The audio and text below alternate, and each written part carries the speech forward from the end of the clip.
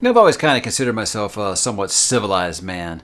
And that's because civilized men are more discourteous than savages because they know that, they can be impolite without having their skull split as a general thing. But I don't know, man. You read a little Conan, you are ready to fight. Let's talk about some Robert E. Howard.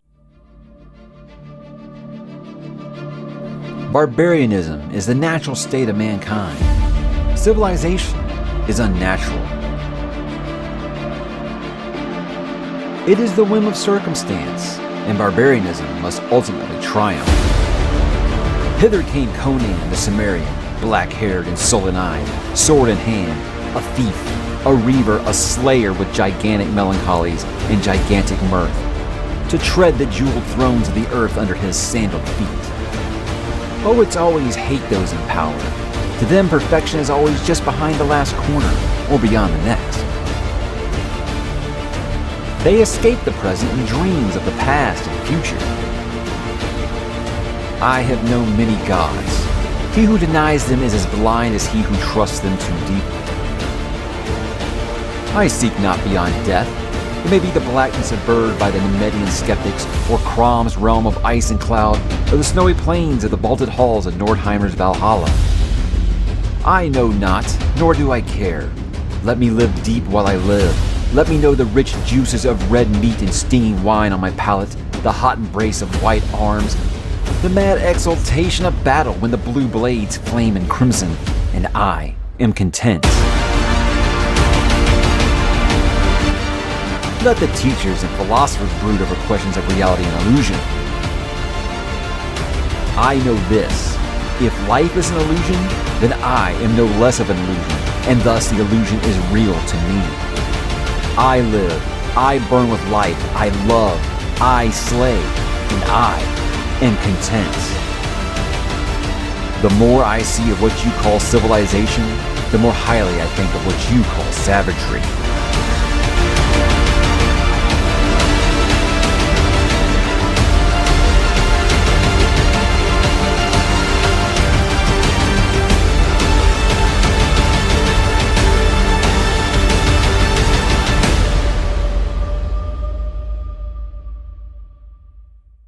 Hey, what's up, bookworms and barbarians? We are back today to talk a little classic literature. Yes, I very much consider this classic literature. First appearance in Weird Tales magazine in 1932. This is Conan by Mr. Robert E. Howard, the father of sword and sorcery. Now, guys, this is going to be a why you should read just on Mr. Robert E. Howard's works of Conan. So there'll be no mentions of any of the other authors, Robert Jordan, any of those. No disrespect meant to those authors as much as it is just praise for the world that Mr. Robert E. Howard crafted. Now, my story with this is I saw the movie at a very young age, probably an age I was probably too young to be seeing that movie, honestly, but these were the benefits of having a brother that was 6 years older than you, as you got to see some of these things probably earlier than you should.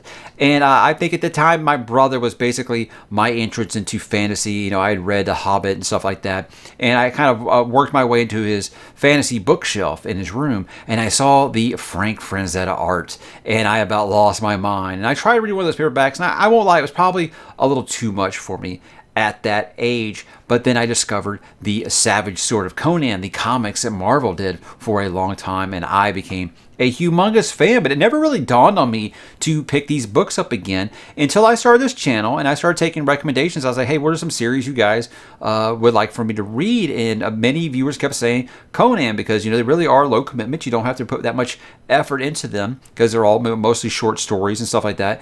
And I said, that's a great idea. So I dug up that collection right here, which, by the way, this is, if you see this, grab it because it's apparently it's getting pretty rare.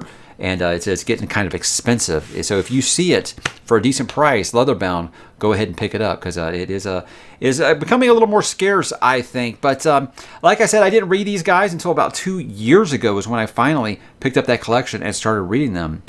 And I just ate it up. And I want to talk about why I think this is such a great thing. And I feel like there's not enough Robert E. Howard stuff on BookTube. And I feel like it's an author that really people aren't giving enough respect to because he was doing a lot of this stuff before any of those other authors that you talk about. Yes, even my dude, J.R.R. Tolkien. So we're going to talk about that again. Let's begin, guys, like usual, by talking about what is this series about. Now, this is one of the greatest fictional heroes ever created, the adventures of Conan. They take place in a prehistoric past. Now, Conan is a warrior from Cimmeria who lives in the Hyborian Age, which is an era that follows the disappearance of the mythical continent of Atlantis. Now, Conan is a swordsman who cuts a swath across the lands, annihilating powerful sorcerers, deadly creatures, and whole armies of ruthless foes. Howard's stories follow Conan from his mercenary youth to his bloody conquests on the frontier, and even as far as the high seas. And guys, this is a character, like I said, I feel like needs no introduction, even if you haven't read it. I think that this is a character that is very much ingrained into our pop culture for many, many reasons, and we're going to talk about some of those now. Let's begin, guys, with what makes this series, Conan by Robert E. Howard. This makes it so much good or bad things to talk about here. Let's begin with the good. Now, Robert E. Howard, the father of sword and sorcery. Something I talked about when I did my Why I Decided to Read video a couple of years back. And again, guys, that's when the channel was first getting started, so try not to judge it too harshly. Now, something I noticed when I first started reading these was, wow, this has a lot of the dreaded T word, and the dreaded T word in fantasy is trope. Yes, there's going to be a lot of stuff that feels like fantasy tropes, and then you got to remember, well, this is almost 100 years old. It's quite possible that's where a lot of these tropes came from. And I feel like, yeah, sometimes they can be very on the nose, and you might kind of feel like that. But again, I feel like it's just like how when you go back and you read Lord of the Rings, and you feel like, oh, well, this is just kind of reminds me of this. Yes, you might imagine that some other fantasy authors have been very much influenced by some of these tales, and they're going to pull some things from it or whatever. I'm sure that Mr. Robert E. Howard had his own influences as well, and he might have pulled from some of those. So I don't ever want to do the, hey, who ripped off who created this, who did that. I'm trying not to do that. I'm just saying, yeah, you're going to go back and you're going to see some of those things. I very much consider them a good thing because I think I said, it's done in such a way that's charming, and you can see in that, hey, this was very, very new and fresh at the time. There weren't a lot of people that were writing fantasy like this, and I think that it's something that I can let go. And I think, like I said, I actually put this under the good because, again, seeing kind of the roots for how stuff like that happens is great. Now, along with Lovecraft, I think that Howard was doing a shared universe before just about anyone. I mean, like at the time when he did this, his shared universe with Cull and with Solomon Kane, things like that.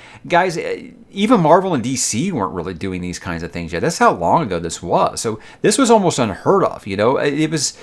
Like I said, I think Lovecraft had his Cthulhu mythos going there for a while there. And the cool thing about that is that Robert E. Howard and Lovecraft were actually pen pals. So there's that. So that's, you're kind of dealing with the same kind of time period, same kind of writers, stuff like that. And those were two guys who struggled to get their stuff published because of how brutal and not exactly people pleaser, not always a happy ending that his stories could always have. So that's something that I think that is very much a good, because you see that this guy was really just pouring his heart and soul into what he wrote, and it's very, very prevalent on the pages. And speaking of the pages, guys, this is very low commitment because all these stories, 15, 20 pages. I mean, there's a couple that are a little longer, but most of these stories are really, really short. And I doesn't mean that they're bingeable. Here's the thing: is people be like, "Oh, I just binge right through that." No, this is very dry writing. Like I said, guys, you got to remember this is almost 100 years old, so the writing style might be a little like whoa for you. I think if you've read Lovecraft, you kind of know what you're expecting. I think you'll be just fine. But I do think that this stuff, it isn't really highly bingeable. What I said is really great with these is kind of nice palate cleansers between, huge epics that you might read or something like that. It really will, because you can read these in any order. You don't have to do it. And the thing about this is like you read them in publication order. It's one story, Conan will be king, and then the next story he'll be 12. It's not. It's not like, I know that's a hard thing for a lot of modern fantasy readers to accept, is that this isn't like some big series where you go from the cradle to the grave with a character. You very much just jump around. It is just like James Bond almost. It's like different adventures of James Bond or something like that. And those can be taking place at any time. And I think each one of these stories almost kind of feels like a James Bond prologue. And I didn't think I'd be making this comparison. And what I mean by that in a James Bond prologue is that each story kind of feels like it's the end of some major fantasy quest that this character's been on for a while, because you are just kind of dropped right into it with a lot of these adventures here. And you're like, well, there is no, oh, how do they get here? How does this magic system work? You don't get any of that stuff here. And I think that makes it a lot more approachable for some people to read. So yes, it is just straight adventure. You're not going to get these huge, crazy arcs or anything like that. And if that's something that you're not looking for, that's fine. I put it under good, like I said, because it's low commitment. You don't really have to pour your heart and soul into memorizing this humongous universe if you don't want to. But this is an incredibly intricate world, a living, breathing world. And there is a story he does called Hyberian Age, which is very much like it's basically the Silmarillion of his universe, and it really will get into the history of this world and these cultures and these people. So if you want to dive deeper, you can. It's just one of those things. It's not necessary, and he's not going to bog you down with that in the story, because like I said, these are all very, very short. Again, guys, most of these were published in magazines, so you weren't getting these huge, novels out of this. That's why even though the paperback novels are usually 4 or 5 stories, I love that his characters feel very human, very emotional, very brutal. They really do feel like real characters, and they living in this cruel time, this punishing time. There isn't going to be a lot of big moral compass stories in here. It's going to be about doing what it takes to win, and that can be kind of brutal for some people. But again, you're reading a story about a savage, okay, guys? Yeah, so it's going to be quite brutal. It's very much an anti-hero. He can be savage, he can be self-serving, he can be downright villainous at times. And I think that's just something you're going to learn to accept with the character. If that's something you're here for, you're going to absolutely love the character.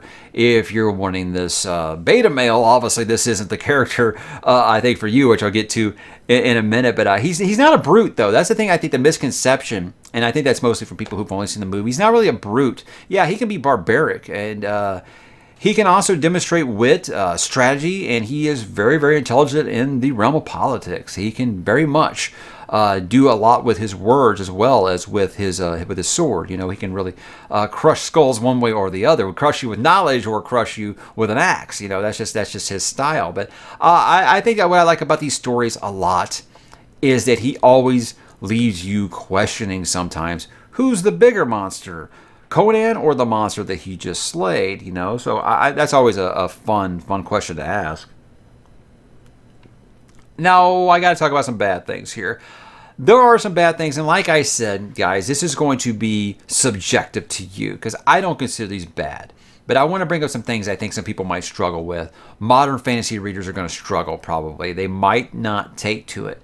I've had some modern fantasy readers who can't even read Tolkien. If you can't read Tolkien, this isn't going to be easier for you to read. If you've tried Lovecraft, it just doesn't work for you. Yeah, it's very similar writing style. It's going to be tough for you. You just got to realize that's how people wrote in the 20s and 30s, guys. It's just the style. So if that literary format is hard for you to get into, it might not be for you. It's very dry, nearly 100 years old, and there's not a lot of continuity. That's a big one for people. There's not a lot of continuity. So that's why the reading order doesn't matter. And I wouldn't say there's continuity errors as much as it's just like each one is just like a different adventure. It could be like almost Elseworld in that, that other story you just read might not even have happened, or you don't know when it happened. So you're not going to see him like referencing, oh, it's like when I killed that thing in the Tower of the Elephant that one time. It's nothing like that. It is individual adventures that can stand on their own. You can read them in any order, and it's going to be fine for you. Now, you can go to Reddit. They have some people who have really tried to break this down into like a timeline order. And when I started reading them, I did do it like that. I started like that with the stories that were collected in The Coming of Conan. And I had a good time doing it that way.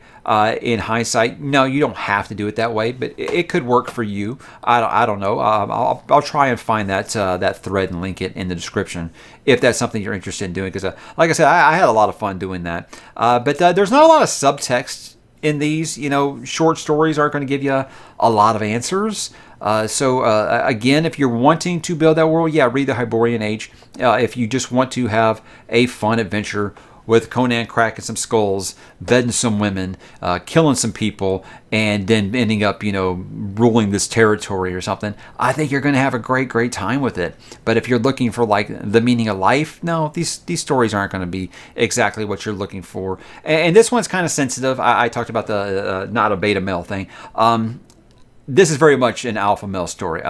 If you are one of those toxic masculinity people, I would stay very far away from this, because Conan is very much the embodiment of machismo. He is very much the masculine, most masculine character of all time. I think this is where He-Man was basically derived from, was Conan. So if those are kind of things that bother you, again, he's a barbarian. I don't know what exactly it was you were looking for. Like, we're doing that Malazan read along right now, and some people did not like Karsa Orlong, which was very, very, very blatantly a hat tip to the character of Conan by Mr. Stephen Erickson.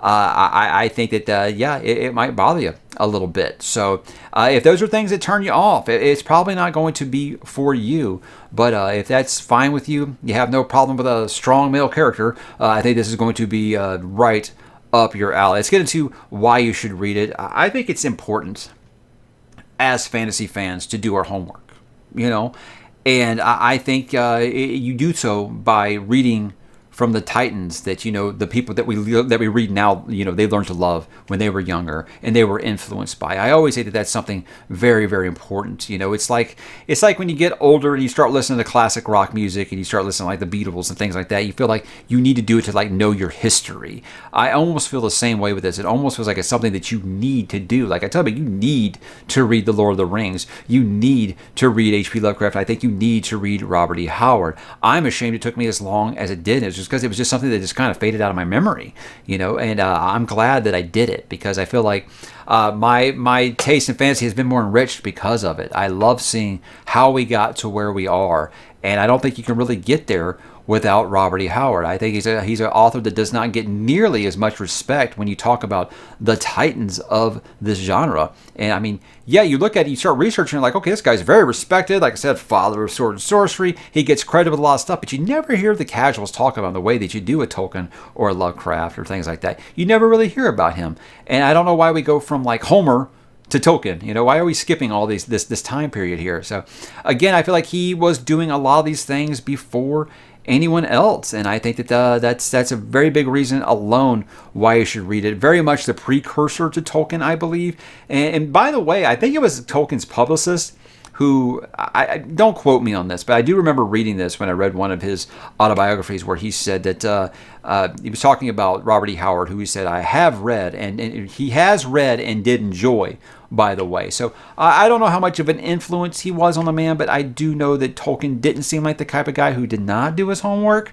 So I'm sure he had his influences as well. But I think seeing these influences for more than one or three of these modern fantasy authors that you enjoy today is obviously going to be a fun thing. If all you've seen is that Arnold Schwarzenegger movie, guys, you don't know this character yet. I love that movie as much as everyone else. I've watched it so many times I could put it on mute and not only recite the dialogue, I could hum the soundtrack for you, which is one of the best soundtracks ever recorded, by the way.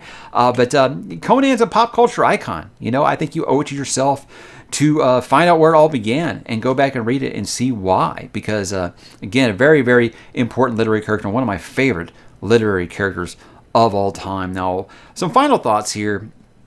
For years, it never even entered my mind to go back and read these stories. Like I said, I knew the movie, I knew the Marvel comics, and it just kind of faded from my memory. I didn't really think about it, except every few years I would, dust off that VHS or that DVD and now that Blu-ray and watch Conan again. So it never really dawned on me to read the stories until I started this channel. And something I wanted to do when I started this channel was listen to the audience. And this was a character and an author that people recommended quite a bit.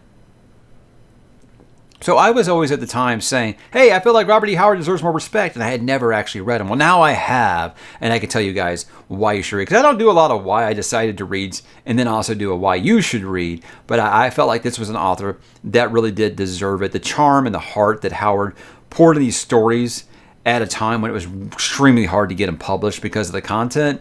I think that just makes it even more admirable. The fact that he left us so early, just 30 years old. I think at the time he was pretty much done with the Conan character. So it's one of those things where you look back and you say, God, who knows what else he could have gave us. He had pretty much moved on from Conan at that time. But and I think you definitely have enough stories here to keep you full. But it's just like such a talented author. And it's just a shame that that we lost him as early as we had. But I think with this overall, what Howard is able to do in just a few pages is amazing. He can put more into 15 or 20 pages than modern fantasy authors can put in like a 5-book series. And I'm not being hyperbolic here. He really can do that.